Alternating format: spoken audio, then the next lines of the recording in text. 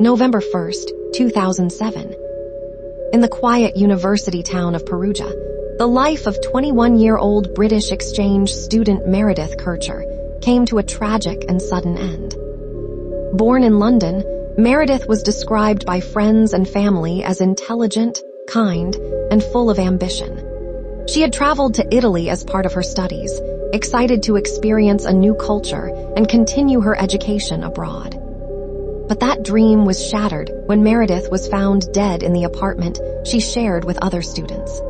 The brutal nature of the crime shocked the local community and quickly attracted international media attention.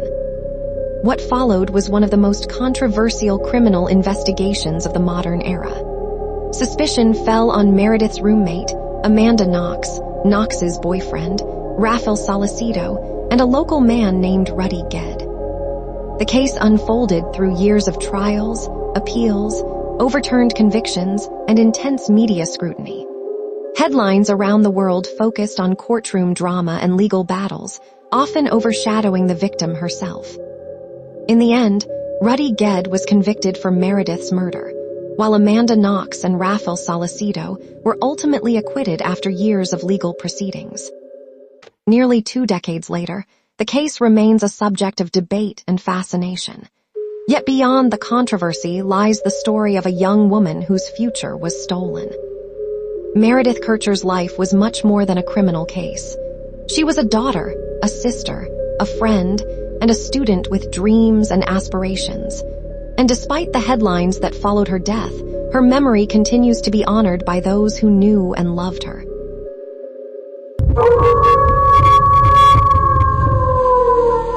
In May 2005, 18-year-old Natalie Holloway set off on what was supposed to be a celebratory graduation trip to the Caribbean island of Aruba. It was a vacation she would never return from. Natalie, a high school graduate from Alabama, arrived in Aruba with classmates just days before she was due to begin college. On the night of May 30th, she was last seen leaving a nightclub with a group of young men, including a Dutch teenager named Joran van der Sloot. The next morning, Natalie failed to show up for her flight home. When friends and family realized she was missing, a massive search operation began. Authorities, volunteers, and investigators searched the island for clues, but no trace of Natalie was found. As the investigation intensified, Joran van der Sloot became the primary suspect. Over the years, he gave multiple conflicting accounts of what happened that night, leading to widespread frustration and speculation. Despite numerous investigations, arrests, and interviews, authorities were unable to recover Natalie's remains or bring murder charges related to her disappearance. The case attracted worldwide media attention and became one of the most famous missing person investigations in modern history. For years, Natalie's family continued searching for answers, refusing to give up hope. In 2012, an Alabama judge officially declared Natalie Holloway legally dead.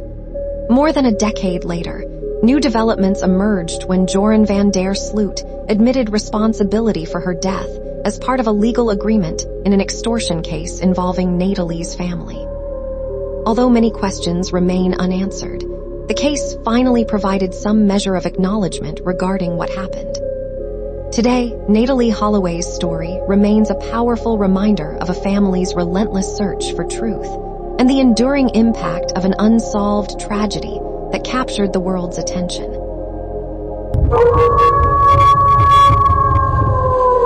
In September 2012, the shocking murder of 19-year-old Faith Hedgebeth left a community searching for answers and sparked a mystery that would remain unsolved for nearly a decade. Faith was a member of the 𝐓𝐿𝐿 tribe and a student at the University of North Carolina at Chapel Hill. Known for her warm personality, bright smile, and ambitious goals, she dreamed of making a difference in the world. On September 7, 2012, Faith was found dead in the apartment she shared with a roommate in Chapel Hill. Investigators determined that she had been brutally attacked. The crime scene contained several pieces of evidence, including DNA and a mysterious handwritten note that puzzled detectives and fueled years of speculation.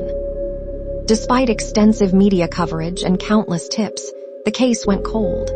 For nearly 10 years, Faith's family and friends waited for answers, wondering whether justice would ever come. Then, in 2021, advances in forensic genetic genealogy helped investigators identify a suspect, Rosario Murillo. Authorities announced his arrest, marking a major breakthrough in a case that many feared might never be solved. The development brought renewed hope to Faith's loved ones and highlighted the growing role of modern DNA technology in solving long-unsolved crimes. Yet even with an arrest, the tragedy of Faith's death continues to resonate deeply with those who knew her. Today, Faith Hedgebeth is remembered not for the mystery surrounding her murder, but for the life she lived, a young woman with dreams, potential, and a future that was tragically cut short. Her story remains a powerful example of perseverance in the pursuit of justice and the enduring impact one life can have on a community.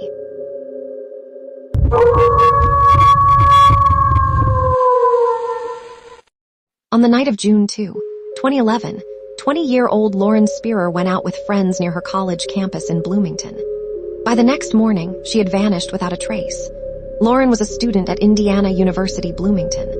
Originally from New York, she was known for her outgoing personality, close friendships, and bright future ahead of her. According to investigators, Lauren spent the evening socializing with friends and visiting several locations near campus. Surveillance footage captured some of her final known movements as she walked through the city during the early hours of June 3rd. The last confirmed sighting of Lauren occurred shortly before dawn. After that, her trail went cold. When Lauren failed to return home or contact her family, concern quickly turned into a massive search effort. Law enforcement agencies, volunteers, and community members searched extensively throughout Bloomington and the surrounding areas. Posters were distributed across the country, and the case received national media attention. Despite years of investigation, no physical evidence has revealed what happened to Lauren. Detectives conducted numerous interviews and followed countless leads, but none provided definitive answers. Several theories have emerged over the years, ranging from accidental death to foul play, yet no theory has been proven. For Lauren's family, the uncertainty has been especially painful. Without knowing what happened, they have spent years seeking answers and keeping her story in the public eye, hoping that someone, somewhere, may hold the key to solving the mystery. More than a decade later, Lauren Spearer's disappearance remains one of the most baffling missing person cases in recent American history. Her case is not only a mystery, but also a reminder of the families left behind, waiting for answers. Until the truth is known, the question remains: what happened to Lauren Spearer?